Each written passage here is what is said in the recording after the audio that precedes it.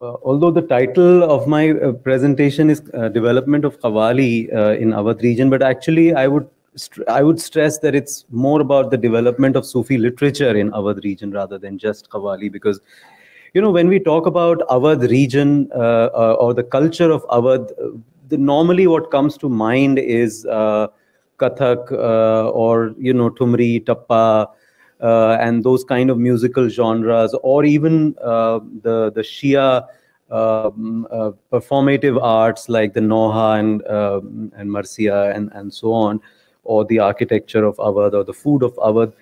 It's very rare that you find something about the Qawwali or Sufi music. In fact, I don't know if you're aware of any sort of very famous Qawwali singer from Awadh or Awadh region.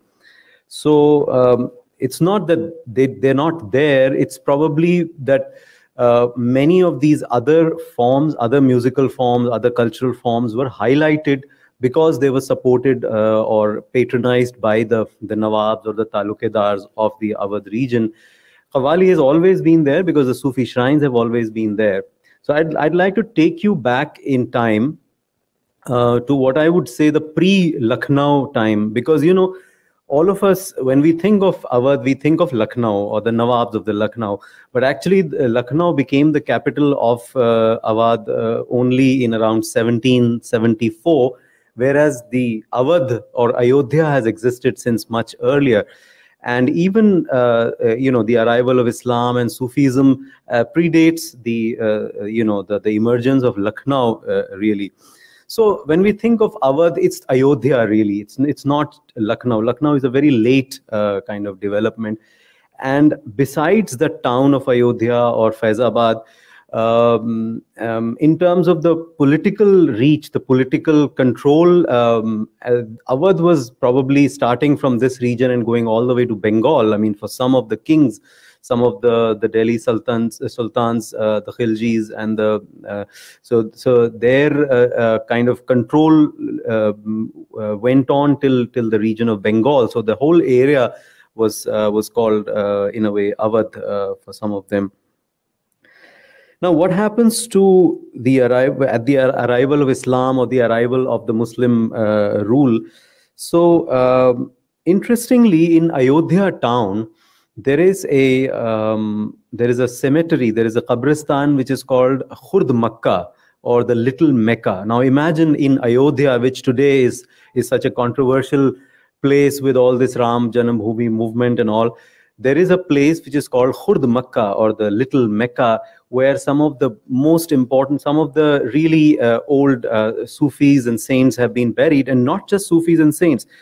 There is a claim that many of the pre-Islamic prophets who are mentioned in the Bible and the Quran are buried in Khurd Makkah cemetery, and namely Hazrat Yaqub or Jacob, Hazrat Shis or Seth, and Hazrat Nuh. Now, these are claims made by people. In fact, many of these, there are graves of these prophets even in Lebanon and Palestine and so on. But the local Muslims believe that in Khurd Mecca, you have prophets like Hazrat Shis. Hazrat Shis was supposed to be the son of Adam, in a way, Adam alayhi salam, the third son of Adam after Cain and Abel. And some of the Sufis believe that Hazrat Shis was the first Sufi. And so Sufism actually for them predates Islam. And this has been mentioned by people like Abul Fazl in Ain Akbari, as well as a very famous Sufi named Sheikh Husamuddin Manikpuri, who died in 1470. And he was the chief Khalifa of Sheikh Nur Qutb Alam. Now, Sheikh Manikpuri, who compiled the Malfuzat of Chishti Saint Nur Qutb Alam, and he was settled. Qutb Alam was settled in Pandua, which is now in Bangladesh. So, Sheikh Manikpuri emphatically argued that Shis alayhi salam was the earliest Sufi, and that Sufism as a creed existed since the time of creation, from the time of Hazrat Adam. Hence, the Sufis of Awadh maintain many cultural traditions that predate the arrival of Islam, or at least the arrival of the Turks in India. And Ayodhya, you all know, is in any case it's considered a highly spiritual place, not only for Hindus, but for Buddhists and for Muslims. And this entire region, I mean, apart from Ayodhya or Faizabad, there are many other towns in the nearby region. For example, Bahraich is one place. So in Bahraich, one of the earliest known Muslim saints to have arrived in Ayodhya region was the warrior named Salar Masood Ghazi, who came with the army of Mahmud of Ghazna at the age of 16, and he was martyred in the battle. And he was martyred like in 1032 AD. So you can imagine how old the history of Islam or Muslims or the Sufi saints in the region of Ayodhya. Now, in the shrine of Bahraich, the shrine of Salar Masood Ghazi in Bahraich, they hold a Sufi, Urs every year, and there are many lyrics which are recited by the local people, the qawwals, as well as the khadims of the Urs, which are in the local Awadhi dialect. So, for example, I'll just recite a couple of samples. So one of the khadims come to the grave, and they sing this verse: मियाँ का पूजन चला सेवकिया घर बहराइच नागरी छोड़ छाड़ के बाल बच्चे तज के घर और बाकरी मियाँ का पूजन चला सेवकिया. So imagine they are talking about the pujan of the Mia. So in a way, they are localized, the practices of Islam or the faith of Islam, and they believe that because the Sufis and because of Hazrat Shis alayhi salam existed or he's buried in Ayodhya, even before coming of Islam.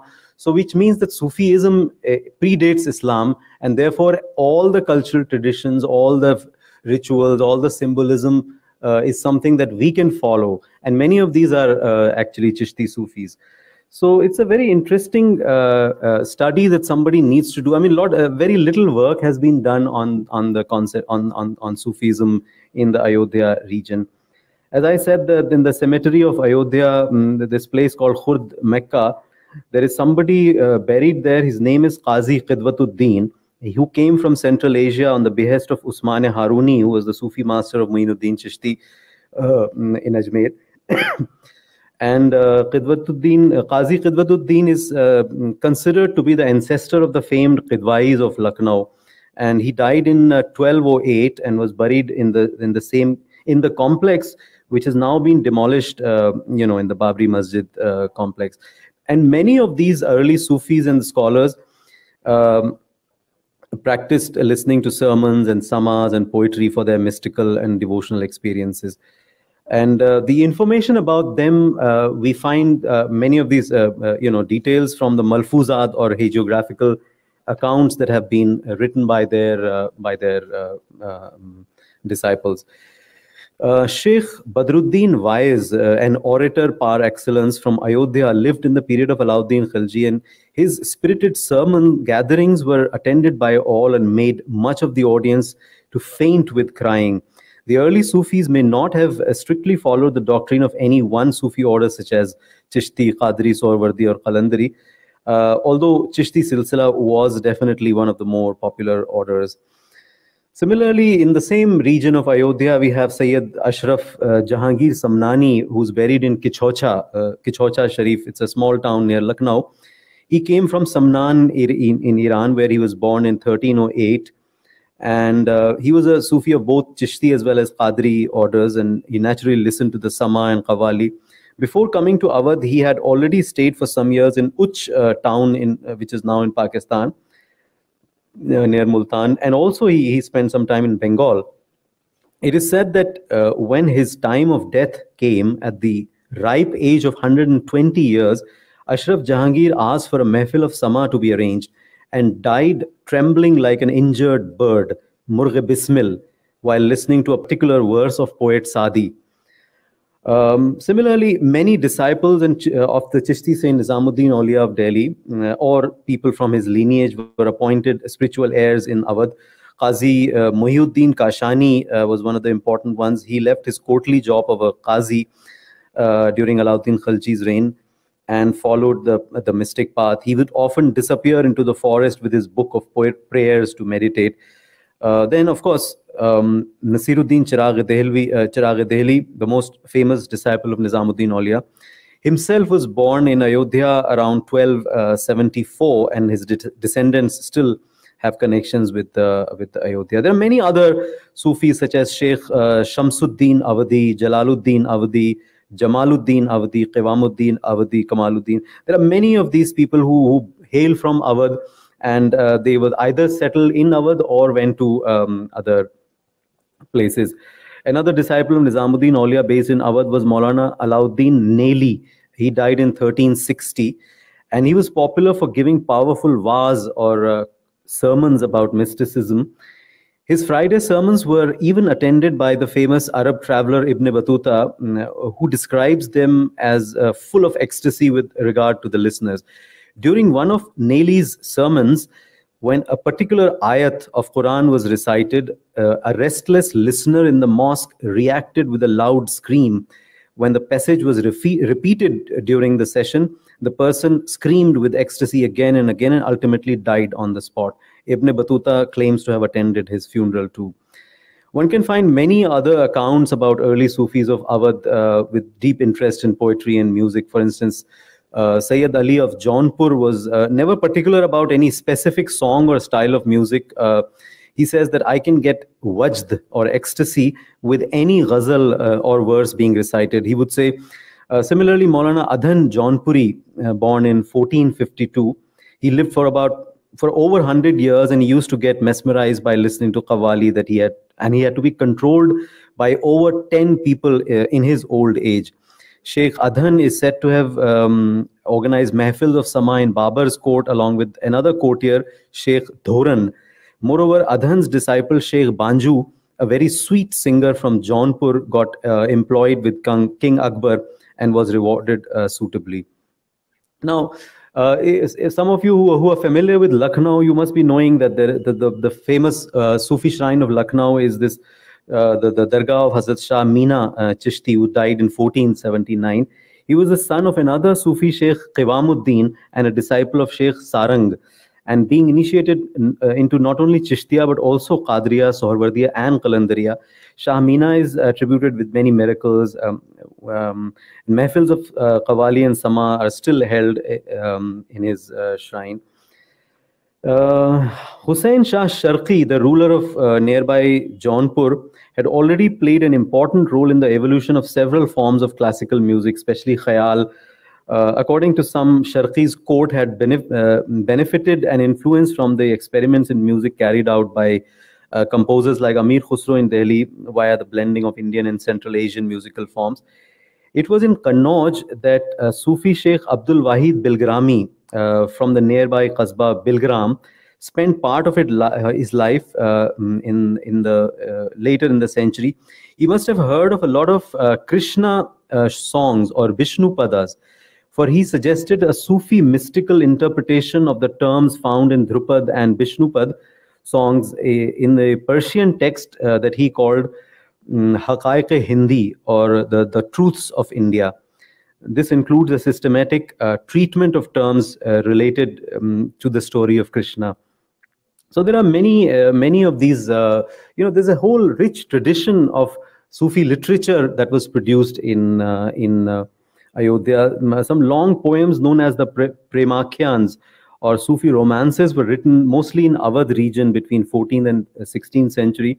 And Mullah Daud's Chandayan was one of the first such works in Awadhi. Besides Chandayan, there is also Narayan Das's Chitai Charita and Sheikh Qutban's Mirgavati, and of course Malik Muhammad Jaisi's Padmavat and Mir Manjhan's Madhumalati. These are some of the poems, long poems that have been written, some of them in Awadhi and some in other regions also. And this genre existed for roughly about 200 years, and or even though they follow the local language, either Awadhi or some of the Braj, but they also follow the Persian Masnavi tradition, and as well as the aesthetics of the Sanskrit, musical poetry tradition. There's a story about Sufi Shah Abdul Razak Bansvi of Bansa Sharif. Bansa Sharif is a town near Barabanki. So when Sheikh Abdul Razak Basvi, he arrived at the home of Chaitram and Parasram in Rampur village, he found the Bhagatiyas dancing. One of them played the role of Krishna and the other dressed as a gopi.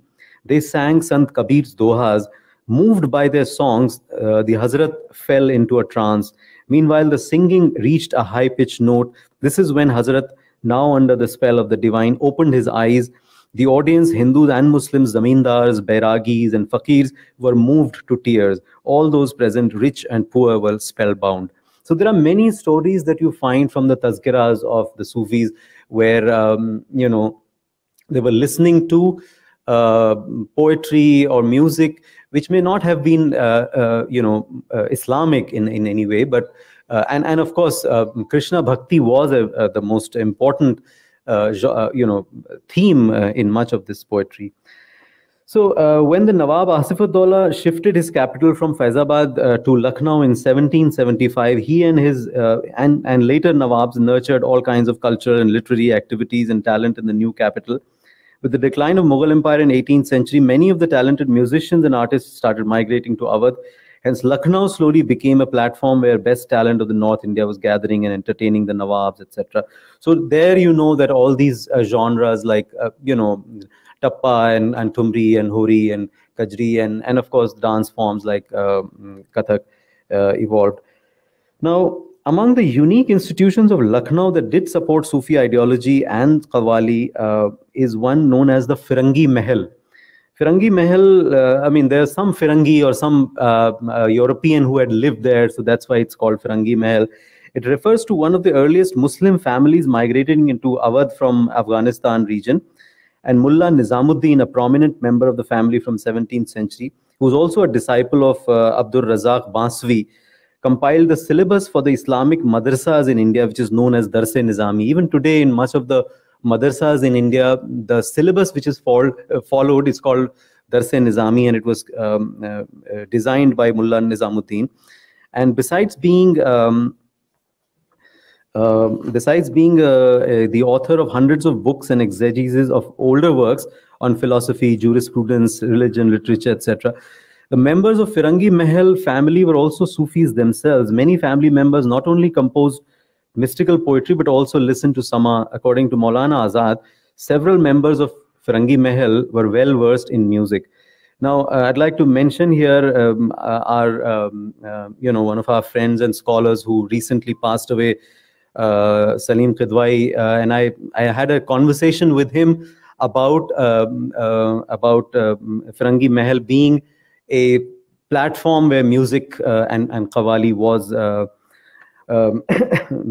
developed. So one of the last known Sufis and scholars of the family was Maulana Abdul Bari, also known as Bari Mia, whose Urs is still celebrated at the Bagh or cemetery where most luminaries of Firangi Mahal are buried. Late scholar Salim Qidwai of Lucknow, whose father and grandfather were murid or disciples of Bari Mia, remembered attending Firangi Mahal's Qawwali performances in his childhood. According to Salim, until the mid-70s, many Qawwals worth his call, any Qawwal worth his call would have paid tribute at the Urs. Until recently, the last surviving good Qawwals, such as the Murli Qawwal, performed at the Bagh in Firangi Mahal. The Urs is still held. So, apart from these, there are many other centers. The most famous and probably the place which is visited by most number of people in the Awadh region is the shrine of Haji Waris Ali Shah of Deva town in Barabanki. He was born around 1809. So Waris Ali Shah was fond of listening to poetry and Sama, and one of his favorite disciples was Avghat Shah Warsi, a poet from Bachrao near Muradabad, who composed mystical poetry, especially dohas in Awadhi, Braj and Urdu languages, for his Sufi masters. So some of the Avghat Shah's poetry is still sung by Qawwal, such as Miraj Nizami of Delhi, who featured at least one such verse in his collection, a song in Braj in praise of Prophet Muhammad. And another well-known follower of the saint was poet Bedam Shah Warsi, of course, whose poetry is regularly performed by Qawwals in India and Pakistan. For example, Miraj Nizami Sahab has quoted at least 7 of Bedam Shah's poems, which he sings. So let me just quote one small example here. Chisht नगर के लाल निजामुद्दीन चिश्त नगर में भाग रचायो. Sorry, गंजे शकर के लाल निजामुद्दीन चिश्त नगर में भाग रचायो. खाजा मोइनुद्दीन और कुतुब के प्रेम के रंग की रैनी चढ़ायो. It's a famous couplet which is sung by Qawwals even today. There are many other poets from the Awadh region, such as Arzu Lakhnavi, Behzad Lakhnavi, Shakil Badayuni, Majnu Lakhnavi, Nadir Kakorvi, etc., whose verses have been used by Qawwals. Several rural areas on the outskirts of Lucknow nurtured literature and performative traditions related to the devotional Islam and Sufism, and that carried bonds of pluralism. One of them is, of course, Kakori, a small historic town outside Lucknow that has been famous for the scholars, poets, and Sufis it produced. One of its poets, Mohsin Kakorvi, who died in 1905, not only wrote Natia Qasidas, but also syncretic Urdu songs, like a famous, which is my favorite, where he says, Simte Kashi se chala janibe but Mathura badal. So he's talking about a badal, a cloud that goes from Kashi to Mathura. And the whole long poem, it goes on and on about Krishna, Bhakti, and so on. And then finally, by the end of the poem, you realize that he's talking about Prophet Muhammad, actually. One of them, Kakori is also famous for Sufi Shah Muhammad Kazim Qalandar and Shah Turab Ali Qalandar, whose poetry is full of mystical philosophy bearing Indian symbols of bhakti and references to Lord Krishna.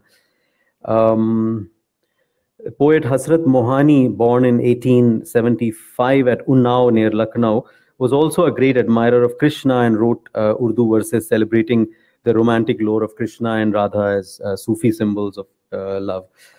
Now, apart from these centers of Sufi, not only Sufi saints, but also Sufi literature, we need to get a little outside the region of Awadh, within I would say Uttar Pradesh, if I can use that word. So one big region that we cannot ignore, the nearby region, is Rohilkhand. And it's a smaller provincial center which comprises towns like Rampur, Bareilly, and Badaयूं and others, and had its own unique centers of Sufi culture.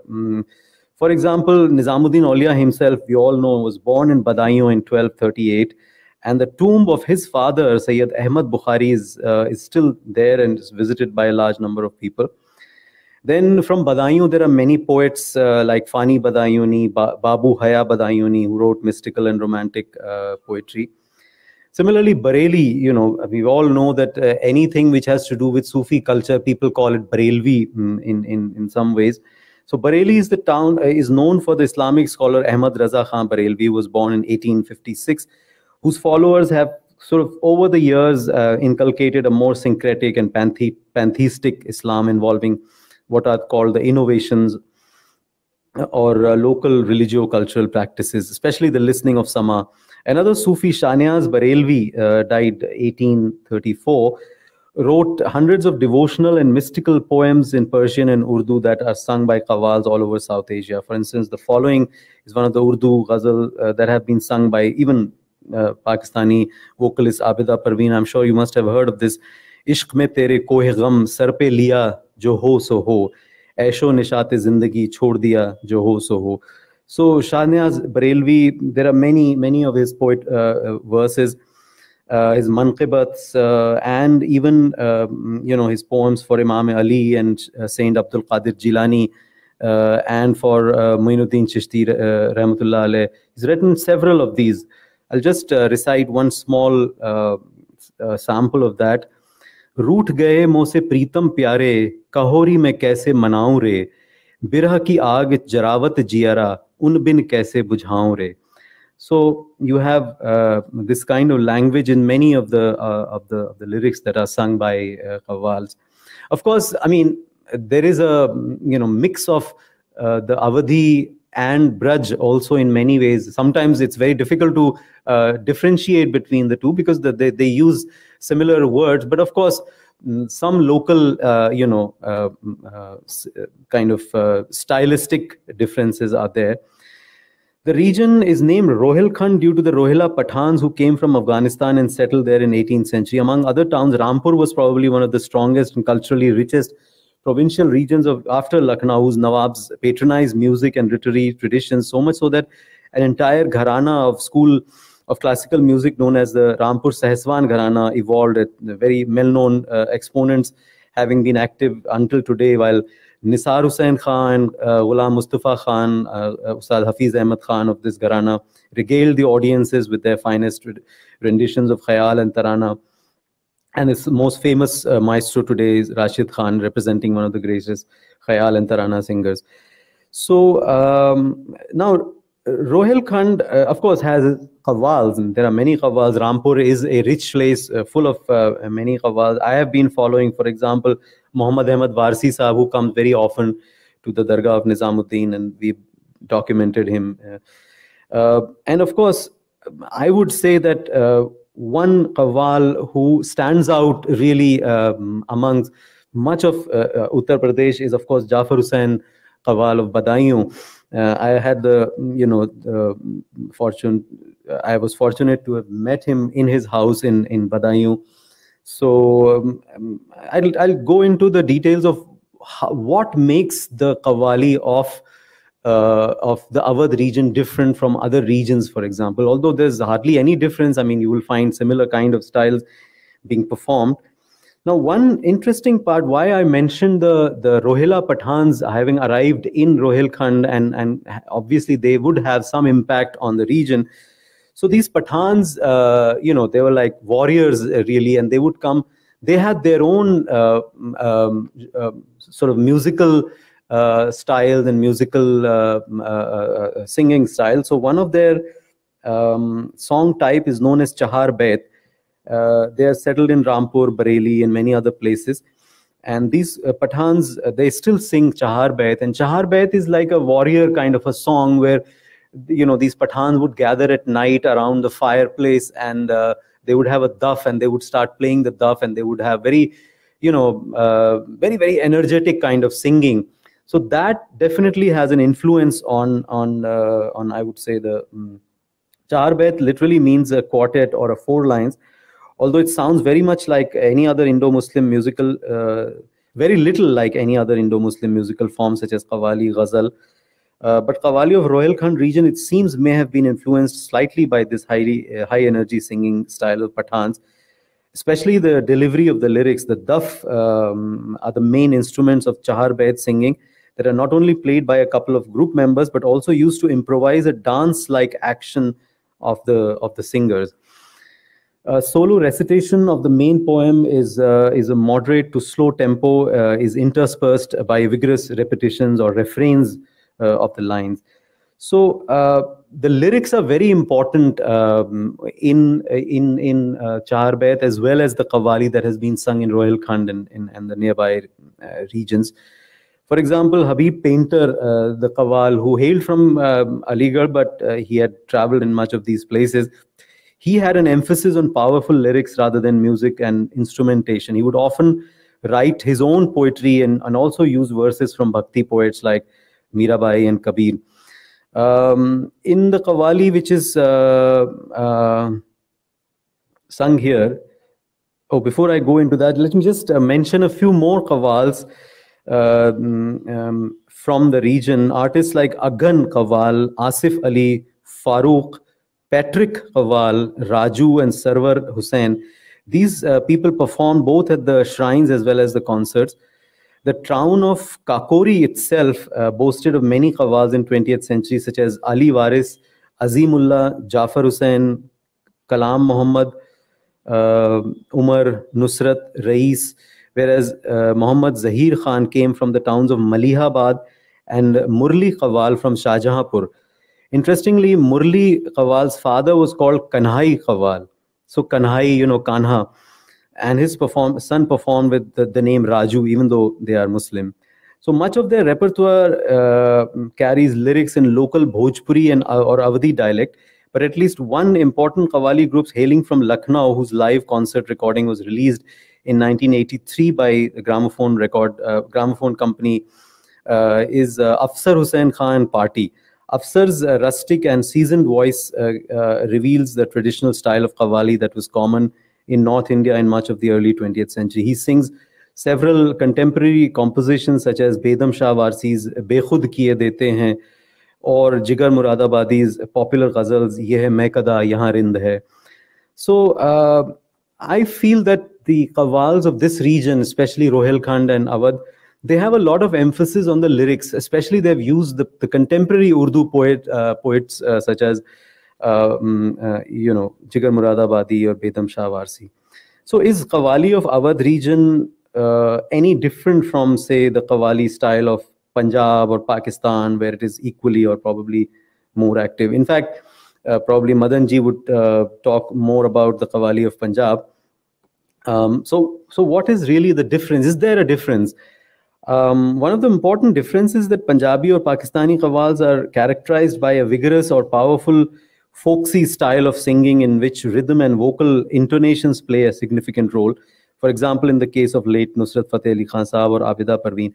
Whereas the qawwals of Awadh or Uttar Pradesh or Delhi often give more stress to the lyrics to inspire the Sufis in their spiritual quest. For example, Jafar Hussain Qawwal of Badaयूं uses a subtle and comparatively slow style of singing Urdu poetry without using too much of vocal dramatics. The repertoire of North India's qawwals features nuances of Urdu and Persian poetry and literary idiom for the sake of the poetry itself, I would say. I mean, rather than creating a musical or a rhythmic kind of an effect, often combining the bhakti of Krishna, Radha, and other local lores. So these are some of the basic things that you will find in the qawwali of Awadh. But as I said that, I would say that more important than the post-Lucknow period qawwali, I would say that the pre-Lucknow's legacy of the Sufis and the Sufi literature is something that needs to be brought out, because most people don't know much about that. So that is generally what I had to say. Now, there are a couple of lyrics that I would like to just recite. And again, these are really old. For instance, this Shah Kazim Qalandar, who was the founder of Khanqa of Kalandriya order at Kakori. So there are many rituals associated with these Sufi shrines where, for example, they carry a small earthen pot filled with water, which is called gagar or gagari, and they carry it on their head to the grave, and then they offer certain prayers. So there's a little Awadhi couplet which says, "Eho Kareem ata kirpa rakh hum par, हमसे तू बड़ी आस लगा हम तो से बड़ी आस लगाए नूर से भर दो गागर हमरी गागर." So he's carrying this gagar of water and he's saying, "नूर से भर दो गागर हमरी, चोंची गागर घर जात ले जाई." Chochi meaning empty. I cannot take the empty gagar home. चोची गागर घर जात ले जाई, काजिम पाए करीम अता में, रब्बे करीम की ज्योति समाई. So if you fill my gagar with water, Rabbe Kareem ki jyoti samai. Of course, later on, Urdu poets have also written things like Ghairate Sagare Jamshed Husami Gagar, Mai Irfan se hai Labrez ye nami Gagar. So he's talking about that this Gagar is filled with the wine of mysticism. Many other just one or two more I'll recite. Piran रसना थाम के कर मिस्कीनी भेस, मीठे बोलने चलो सब है तुमरो देश. O Piran, hold your tongue, become a recluse, utter sweet words, follow the straight path, the whole world will be yours. So these are couplets that come from some of these tazkiras or the accounts of the Sufis that have been written by their disciples.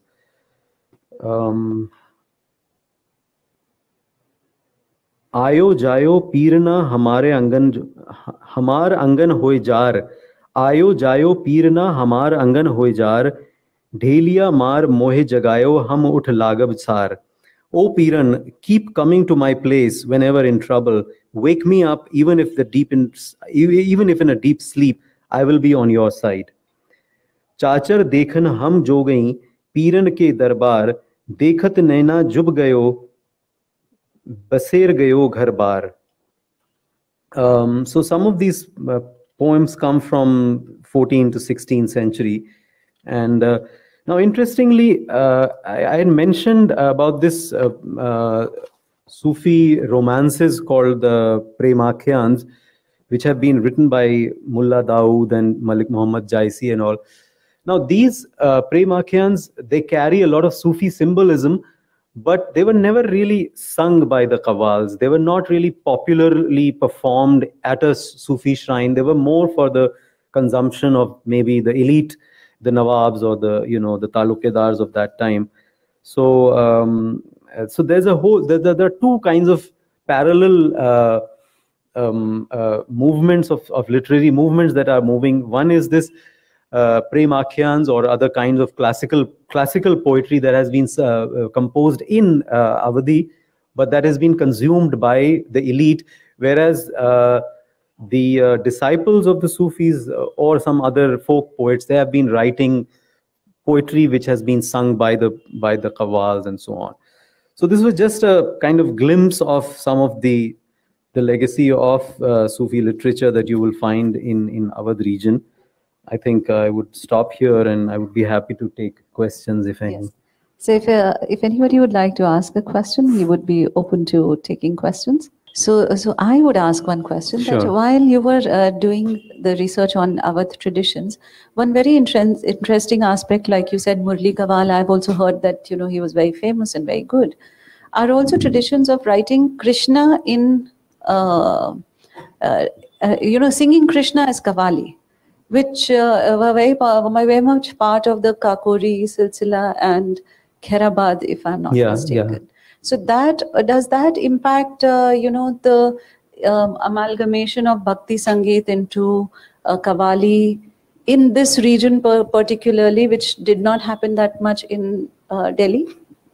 Yeah, that's a possibility, because all these are most of these Sufi shrines are in rural areas. They're not like, I can't think of any major shrine in cities like Lucknow. Lucknow, of course, is a very late city. But Banaras also, I mean, there is no school of Qawwali really from Banaras or Lucknow or Allahabad or Kashi, whatever, So the rural areas, the qasbas, the UP's qasbas are very important. They are the producers of culture, I would say. I have studied places like Bilgram, for instance. Bilgram, if today you go there, it's a barren place. There's nothing. I mean, there are just some ruins there. But Bilgram was a producer of culture and arts and literature. Similarly, other towns, Jaunpur and Kannauj, Bahraich, these are places which were producers of the culture, and not necessarily by the patronage of the Nawabs. I mean, things were happening on their own. And these centers like Bahraich or Deva Sharif, they are places where lots of people would come. And the Sufis, they prided themselves for the local culture and for the local language. And I would say that even Amir Khusro, when he's writing in Hindavi, his Hindavi is a mix of of that time, the Braj as well as Awadhi. He's using, for example, there's a whole story about Rag Purvi. You may have heard, maybe I can just mention that Rag Purvi was a real favorite of Nizamuddin Aulia. He used to listen to Rag Purvi so much. And Purvi means that something that is coming from Purab or from the east. And they say that, there was a shopkeeper who used to supply food and grains to the shrine of Nizamuddin Aulia, and that would depend on money being paid by somebody. And there was a time when there was no money left for this grocer, and the grocers, there was a lot of debt So the grocer stopped paying, sending the food items. And Amir Khusro was not there, and Nizamuddin Aulia said that I don't have any money to pay to the grocer. What should we do? So then the grocer said, okay. Nizamuddin Aulia still wanted some food. So he said, "Ke girvi, kuch girvi rakh do aur khana de do." So he said, "Ke kya girvi rakh sakte hain?" So Nizamuddin Aulia said, "Ke पूर्वी राग गिरवी रख लेते हैं. जब तक मैं आपका लौटाऊंगा नहीं, जब तक मैं आपका पैसा नहीं दूंगा, I will not listen to Purvi. Nobody will listen to Purvi Rag here." And so the food came, and then, but then because he was not able to listen to Purvi, he became restless, and, he started, becoming, his condition really became worse.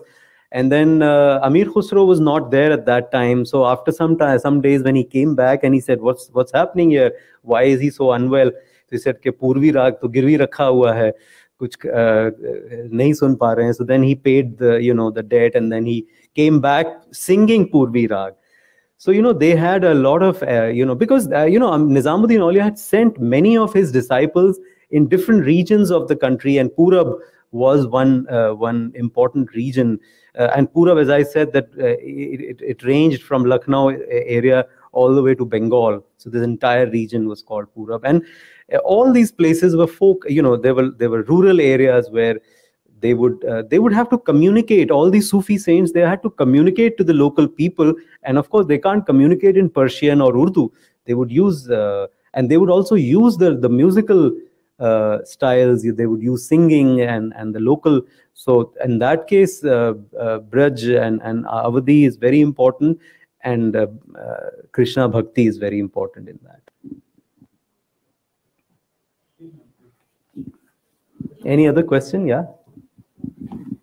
Thank you for giving us these insights and this long tradition of Sufi music. And what is the situation currently? Are there new compositions being produced? Are there new compositions being sung? Well, as far as Awadh region is concerned, I'm not very sure. Of course, there are events like Urs that happen all the time, and especially Deva Sharif in Barabanki. That is one of the largest places, largest Urs event that happens, and thousands of people come there, and there is a mela for several days. And of course, in that there are events, there are musical events. In fact, somebody was telling me that in many of the famous Urses, in the mela outside, there used to be tents, and in the tents there would be musicians sitting and giving singing poetry, and people would come and sit in the tent and pay a little money. In fact, somebody told me that around the Urs around the shrine of Sabir Kalyari in Kalyar Sharif in Ururki, somebody told me that they visited in the 1960s or 70s, that in the tents there used to be tawaifs who would come and sit in the tent, and they would sing ghazals and thumris, and people would give them like 50 paisa or 20 paisa or 10 paisa coin. So this guy, somebody who had stayed in Roorkee, told me this, that they used to give these 1 rupee. 1 rupee was a big thing, at that time, like 10 paisa, 25 paisa to the tawaif, and she would sing. And this is happening outside the Sufi shrine, and this would be happening, I'm sure, in Deva Sharif or Bahraich and many of these places. So, of course, that tradition, we don't see it anymore.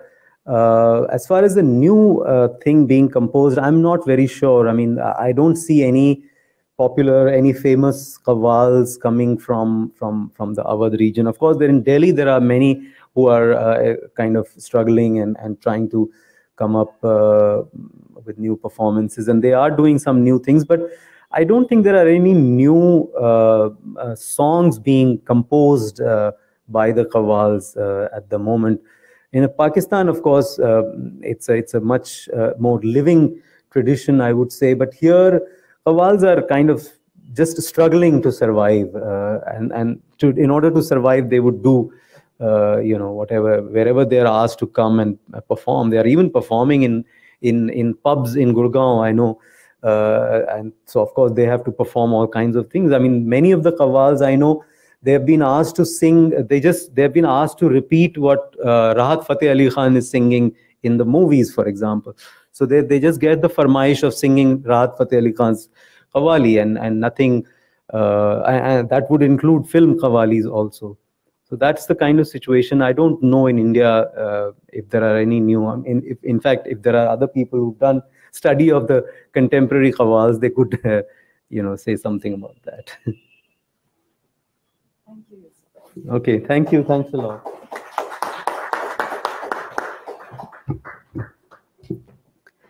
That was a very interesting talk. Also, it opens our eyes to see that everything that we think of as academic, scholarly, literary, and we think everything belongs to the big cities, is actually, as Yusufji said, totally untrue. It's the smaller towns, the kasbahs, which are the strongholds of literature, poetic genius, as well as the traditions of music and dance which are kept alive.